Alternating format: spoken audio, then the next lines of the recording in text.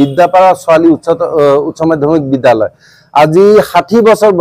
হল এই বিদ্যালয় স্থাপন হোৱা আৰু যোৱা 10 বছৰে মই যিমান দূৰ জানো 10 জন ষ্টুডেন্ট হেৰি হোৱা নাই ফাৰ্ষ্ট ডিভিজন পোৱা নাই আৰু এইবাৰ কি হৈছে 70 জন আপোনাৰ হেৰি কৰিছিলে বহিছিলে পৰীক্ষাত এই স্কুলৰ পৰা 70 জনৰ 28 কেজনে ফেল কৰিছে এটো চাগে বিশ্ব ৰেকৰ্ড আমাৰ অসম চৰকাৰে বিভিন্ন ধৰণৰ বিশ্ব ৰেকৰ্ড কৰি কিনে ভাল পায় কোৱাত বিহু নচুৱাই কিনে বিশ্ব ৰেকৰ্ড কৰে কোৱাত গছ পুলি ৰুই কিনে বিশ্ব ৰেকৰ্ড কৰে এইটো এটা বিশ্ব ৰেকৰ্ড বুলি অসম চৰকাৰে গুটেই কেটা শিক্ষকক হেৰি জনাবলৈ সম্বৰ্ধনা জনাবলৈ মাতি লৈ পিনে মানে ইয়াতে এটা বস্তু মই বৰ আচৰিত হৈছো যে হাই স্কুল শিক্ষান্ত পৰীক্ষা এতিয়া যেটো অৱস্থা যে মুখ্যমন্ত্ৰীয়ে কয় সমাজ বিজ্ঞান নাম্বাৰ বঢ়াই দিব তাৰ পিছত স্কুলৰ পৰা কিবা 20 নম্বৰ নে 10 নম্বৰ নে কিবা এটা গ্ৰেস মাৰ্ক দিয়াৰ কথা আছে ইয়াতে মই যেটো ভাবু যে একো নপঢ়াকেও বাচ্চা এটা পাস কৰি যাব পাৰে কিন্তু বিদ্যাপাৰা ছোৱালী যেটি উচ্চতৰ মাধ্যমিক বিদ্যালয় আছে তাতে এনেকুৱা কি হল যে গুটেই কেটা ফেল কৰিলে আৰু ফেল কৰাৰ পিছত কি হল আমি যিমানখিনি জানিব পাৰিছো যে শ্ৰীভূমি জিলাৰ আপোনাৰ হাই স্কুল শিক্ষান্ত পৰীক্ষাৰ ৰিজাল্ট যথেষ্ট বেয়া হৈছে হা 54% নে কিমান 44% তাৰে বহুত কেজন শিক্ষকক 24 ঘণ্টা নে 48 ঘণ্টা সময়সীমা বান্ধি দি কিনে শোকজ কৰা হৈছে তাৰ পিছত 300 কিমানজন শিক্ষকক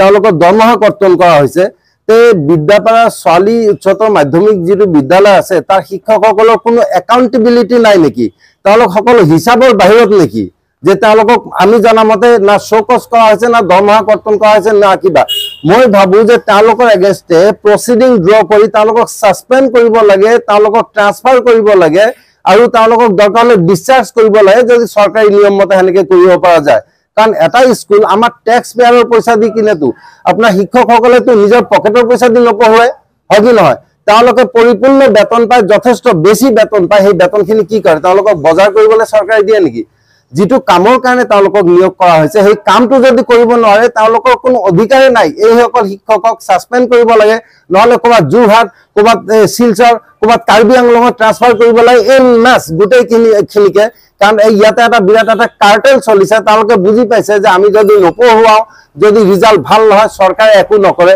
বহুতে একো এনেকেও কবলৈ বাধ্য হৈছে যে যেহেতু এই স্কুলটোত বেছিভাগ প্ৰায় 100% ষ্টুডেন্টে প্ৰান্তীয় জনগোষ্ঠীৰ লোক বংগমূলীয় লোক তেওঁলোকক মিয়া বুলি কোৱা হয় যেহেতু মিয়া ষ্টুডেন্ট আছে গতি হয়তো কিছুমানে বিচাৰে যে যি হয় হৈ থাকক মিয়াই ফেল কৰিছে আমাৰ কবলৈ কিটো আছে গতিকে এই সকল শিক্ষকৰ কোনো একাউন্টেবিলিটি নাই কোনো শোকজ নাই কোনো দৰমহা কৰ্তন নাই আমি চৰকাৰক আহ্বান জনাইছো মই শিক্ষামন্ত্ৰী ডাঙৰীয়াক একো আহ্বান নজনা কাৰণ তেখেতে কেইবছৰি এটা ফাইল সহি কৰিছে নে নাই মই নাজানো তেখেতৰ যেটো অৱস্থা মই আমাৰ মুখ্যমন্ত্ৰী ডাঙৰীয়াক আহ্বান জনাইছো যে এই সকল শিক্ষকৰ বিৰুদ্ধে ব্যৱস্থা লওক দৰকাৰলে এটা ইনকুৱাৰী কমিশন বহুৱাক যে কি কাৰণে যোৱা 10 বছৰ এই বছৰৰ কথা কোৱা নাই এই বছৰটো কোনো ব্যতিক্ৰম নহয় যে হঠাৎকে গুটেই কেজনে ফেল কৰিলে এইটো কম হয় this is the system in this school এইটো স্কুলত এইটো সিস্টেম মই কৈছো নহয় যে 10 বছৰে 10 জন হেৰি কি আপোনাৰ বাচ্চা ফাৰ্ষ্ট ডিভিজন পোৱা নাই ধুনিয়াকে বিল্ডিং আছে স্কুল বিল্ডিং বনোৱা আছে টাউনৰ মাজত হয় কোনো চৰত যাব না লাগে ভঙা জুপুৰিত স্কুল ক্লাছ চলাব না লাগে লাইট আছে ফ্যান আছে বেঞ্চি আছে সকলো ব্যৱস্থা আছে বেলেগ স্কুলতকে ভাল ব্যৱস্থা আছে অথচ ইয়াৰ শিক্ষকে নিশ্চয় পঢ়াব পৰা নাই নতুবা তেওঁলোকে ধৰি লৈছে যে আমি যদি নপঢ়াও গুটেকেটা যদি অলগত হৈ কিনে বাহিৰ হয়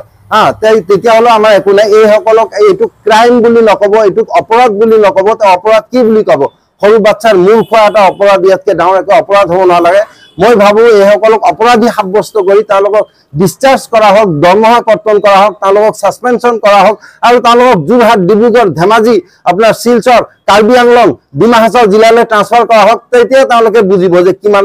হেৰি কিমান ধানত কিমান চাউল তেতিয়া তেওঁলোকে হুচত আহিব মানে চাক প্ৰথম গাফিলতি হৈছে শিক্ষক শিক্ষয়িত্ৰীৰ কাৰণ তেওঁলোকে যেতিয়া চাকৰিটো লয় এটা শিক্ষকতাৰ পবিত্ৰ এটা হেৰি চাকৰি যেতিয়া লয় তেতিয়া তেওঁলোকে জানে যে তেওঁলোকৰ দায়িত্ব কিটো গতি হেতু এতিয়া চৰকাৰে নতুনকৈ কৈ দিব লাগিব নেকি যে তোমালোকে ভালকে পঢ়াব লাগিব পাস কৰিব লাগিব ইটো হিটো হেতু নালাগে এক নম্বৰ কথা প্ৰথম গাফিলতি উইদাউট এনি ডাউট নিঃসন্দেহে আপোনাৰ শিক্ষক শিক্ষয়িত্ৰীসকলৰ দ্বিতীয়তে চৰকাৰৰ গাফিলতি আছে বুলি ভাবু আজি 2 4 5 বছৰ নে কিমান বছৰ মই নাজানো কিবা ডাঙৰ মিটিং পাতি কিনে আমাৰ মুখ্যমন্ত্ৰী ডাঙৰীয়া এজনকে শিক্ষকক মাতিছে কোনবা যে শিক্ষকে মদ খাই আহিছে তাক জবাবদিহি কৰি আহিছে যে কৰিছে যে আপুনি মদ খাইছে কেলে অন ক্যামেৰা সবৰে সন্মুখত কবাত ৰিজাল্ট ভাল হোৱা নাই সেই বিষয়ে প্ৰশ্ন উত্তৰৰ সন্মুখীন হৈছে সেই সভাতে মুখ্যমন্ত্ৰী ডাঙৰীয়া কিন্তু আমাৰ ধুবুৰী ছোৱালী উচ্চতৰ মাধ্যমিক বিদ্যালয় যিটো আছে এইটো সকলো হিচাপ নিকাচ সকলো একাউণ্টেবিলিটিৰ বাহিৰত নেকি চৰকাৰে এইটো বেলেগকে থৈ দিছে যে হ'ব মিয়া ল'ৰা ছোৱালী ফেল কৰিছেতো কৰকগে নেকি কাৰণ আমাৰ মুখ্যমন্ত্ৰী ডাঙৰীয়াই এনেকুৱা কিবা কথা টাইমে টাইমে কৈয়ে থাকে যে ধুবুৰী গোৱালপাৰালৈ গ'লে বৰপেটালৈ গ'লে হেৰি অসমত থকা যেন নালাগে হয়তো সেইকাৰণে এৰি দিছে তেওঁলোকক যে বেতনটো খাই থাকক তাৰপিছত হঠাৎকে এদিন দৰকাৰ হ'লে স্কুলটোৱে বন্ধ কৰি দিব যে ৰিজাল্ট ভাল নহয় নাইবা এমালগেমেট কৰি কিনে বেলেগ ক'ৰবাত লৈ কিনে হেৰি কৰিব গতিকে আমি ভাবো যে দুই পিনে আপোনাৰ হেৰি আছে হেমাহি আছে দুই পিনে আপোনাৰ কৰ্তব্যৰ গাফিলতি আছে চৰকাৰৰ আছে আৰু প্ৰথমে শিক্ষকসকলৰ আছে গতিকে আমাৰ মুখ্যমন্ত্ৰী ডাঙৰীয়াই তেখেতৰ সদিচ্ছাৰ পৰিচয় দিয়ক এইসকল শিক্ষকক তেওঁলোকক এন মাছ ট্ৰান্সফাৰ কৰক ছাছপেনশ্যন কৰক ডিসচাৰ্জ কৰক ডিপি ড্ৰ কৰি ডিপাৰ্টমেণ্টেল প্ৰচিডিং ড্ৰ কৰি তেওঁলোকক জবাবদিহি কৰা হওক এটা উদাহৰণ দেখুৱাই দিয়া হওক যে এই চৰকাৰৰ বেতন খাই পিনে যদি 2 নম্বৰী ভেকভাওনা দেখুৱায় সৰু বাচ্চাৰ যদি মূৰ খায় তেতিয়াহ'লে কি অৱস্থা হ'ব পাৰে সেইটো বিদ্যাপাৰা ছোৱালী উচ্চতৰ মাধ্যমিক বিদ্যালয়ৰ শিক্ষকসকলৰ দ্বাৰা আৰম্ভ হ'ব আপুনি বিচৰা বাতৰি পাব কেৱল নিউজ 18 এপত নিউজ 18 এপ ডাউনলোড কৰিবলৈ স্ক্যান কৰক এই QR কোড গুগল প্লে ষ্টৰতো পাব এই নিউজ 18 এপ